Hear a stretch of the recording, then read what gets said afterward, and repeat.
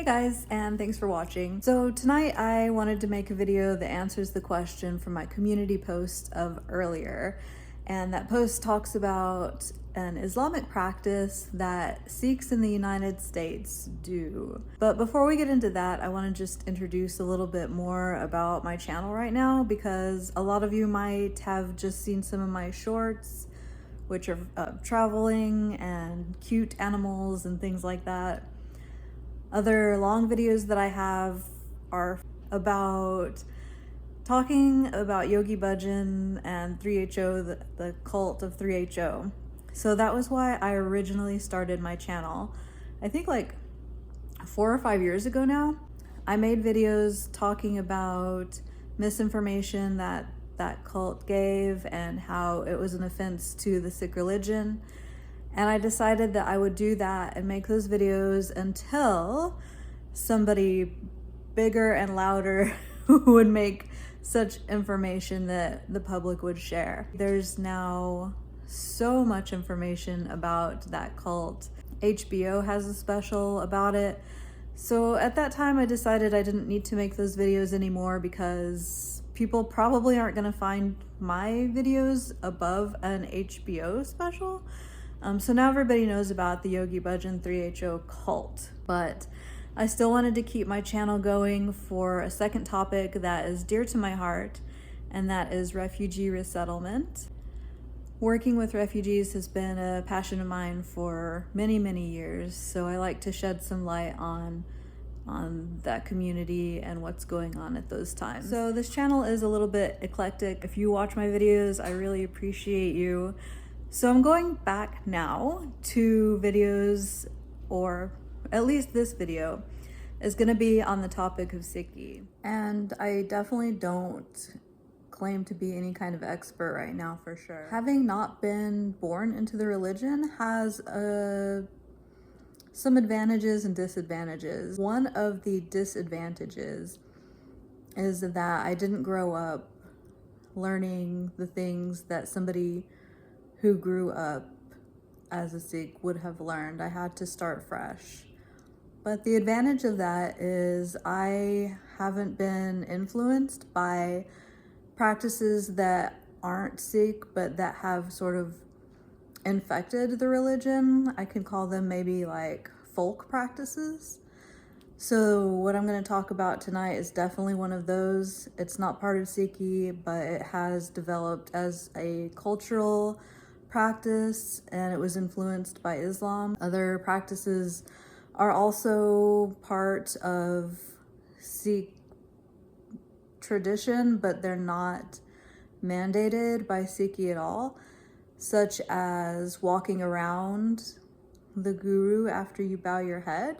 And that's actually a Hindu practice. So Hindu culture influenced Sikh culture, because there's nothing in the Guru Granth Sahib or anything in what the gurus taught that told you should circumambulate the guru. It's just a cultural thing.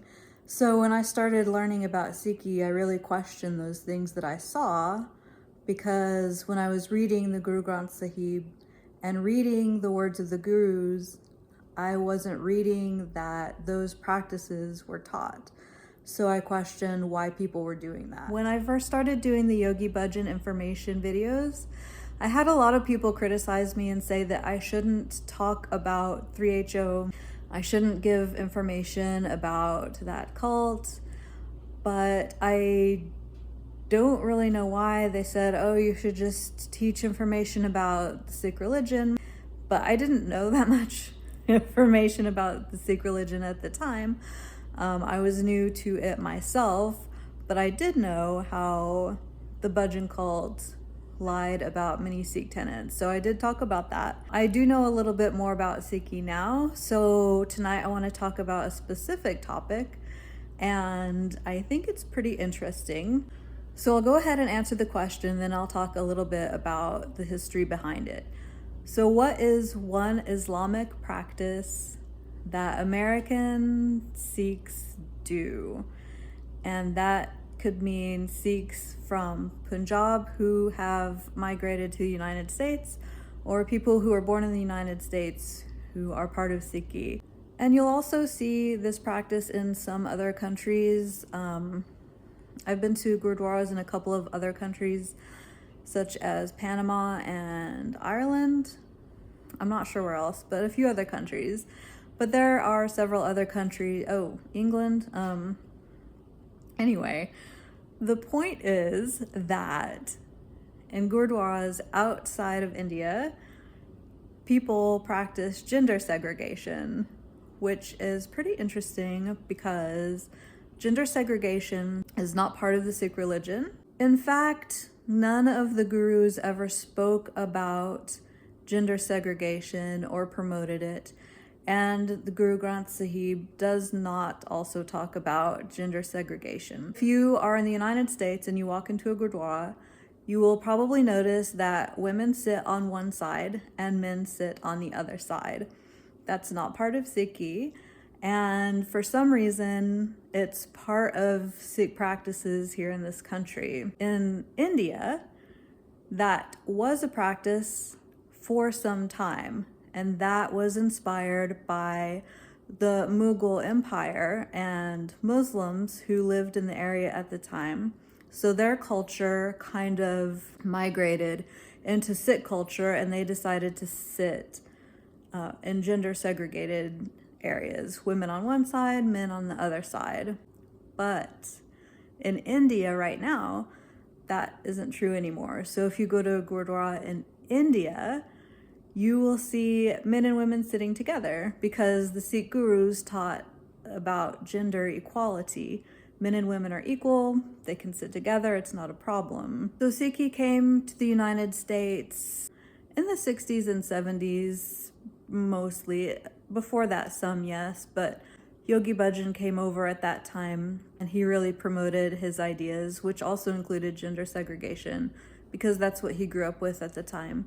So for some reason, the United States Sikhs kind of decided to stick with that, unfortunately.